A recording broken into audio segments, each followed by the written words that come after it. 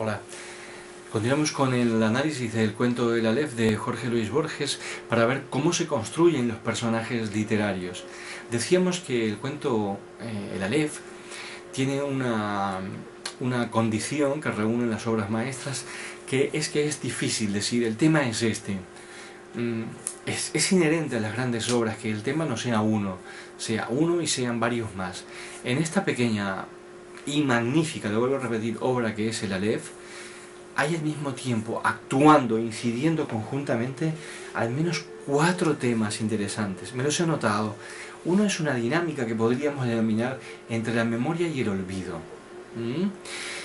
Y el trabajo de la memoria y el trabajo necesario en la vida del ser humano del olvido. Hay un tema recurrente en la obra de Borges, sobre todo en aquel famoso cuento de Funes el Memorioso, un hombre que tenía una memoria implacable, no podía olvidar nada, y no había nada que más deseara, poder olvidar, poder vaciarse de contenidos. Esta es una obsesión recurrente de Jorge Luis Borges, aunque el tratamiento que él haga de los temas es bastante apacible en el caso de Jorge Luis Borges, sí que son obsesiones recurrentes las que él tuvo como escritor. Ese es un tema, la dinámica interesante dentro de este cuento entre la memoria y el olvido.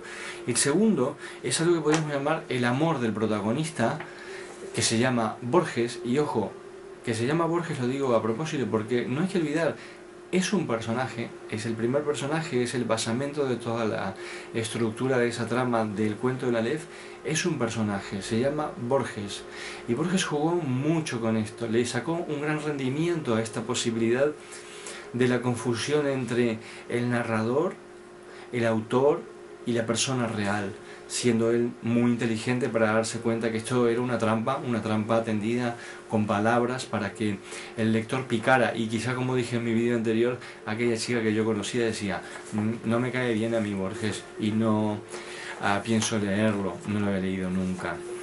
Bien, lo que decíamos es que el segundo tema es el amor de ese protagonista que se llama Borges.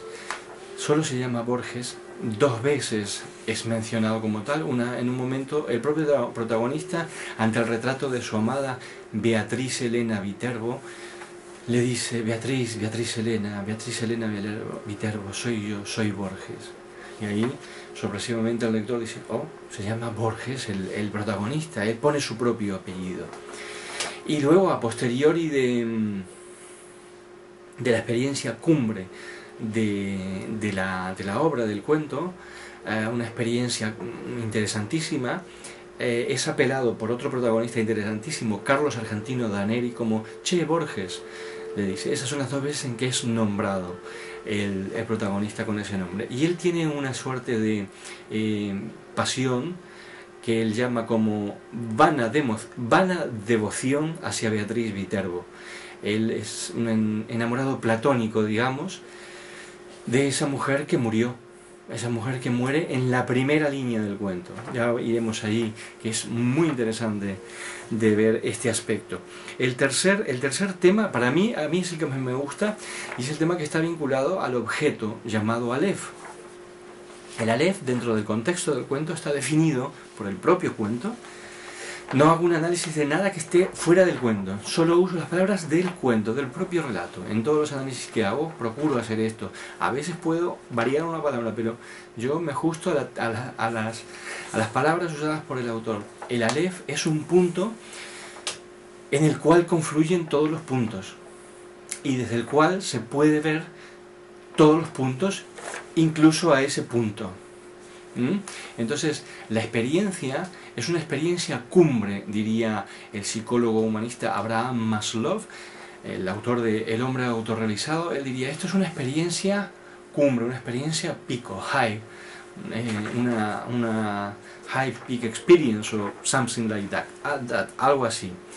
Es una experiencia cumbre cerebral, es una experiencia cumbre mental, es una experiencia cumbre espiritual incluso. Lo que pasa es que en este cuento tiene un contenido fantástico, que es que está propiciada por un punto. por un punto material en el espacio.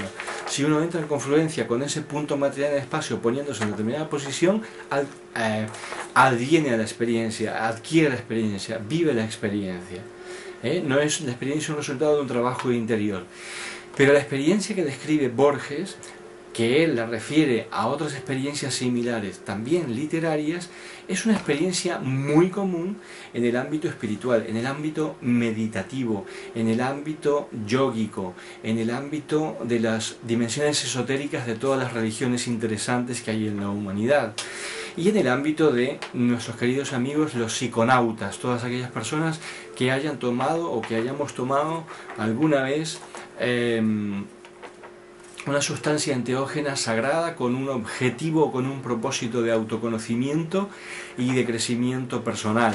Llámese psilocibina, llámese peyote, llámese ayahuasca. Esa experiencia trascendente es la que Borges describe en el Aleph. La experiencia en que él mismo dice exactamente con esas palabras de simultaneidad, que es imposible o inefable y es casi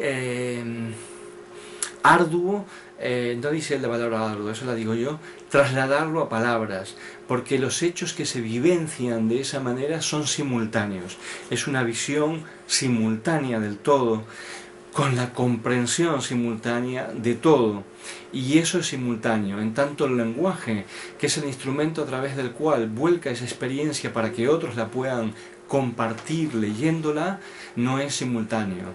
El lenguaje, dice Borges en el cuento, es continuo.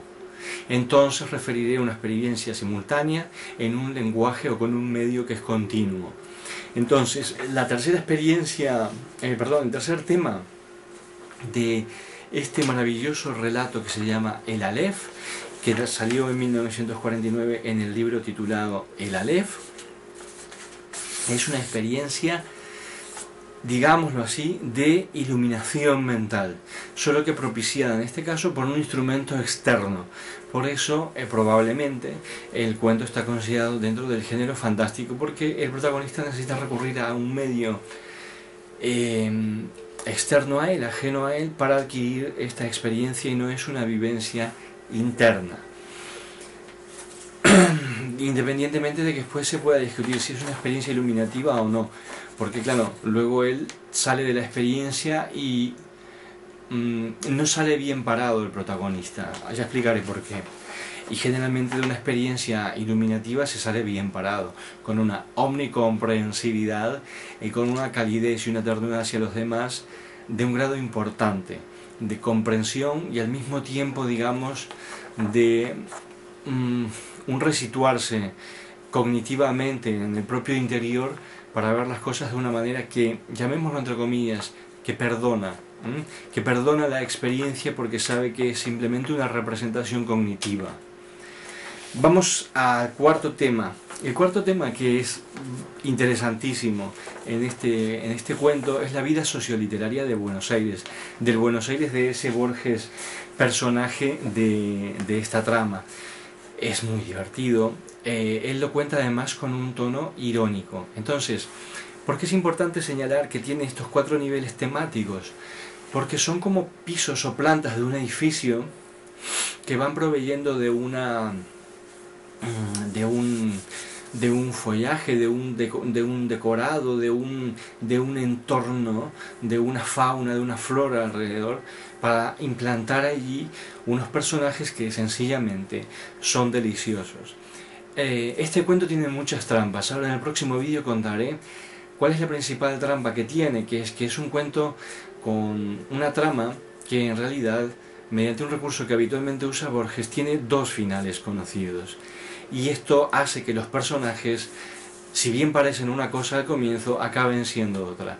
Lo vemos en el próximo vídeo. Hasta ahora.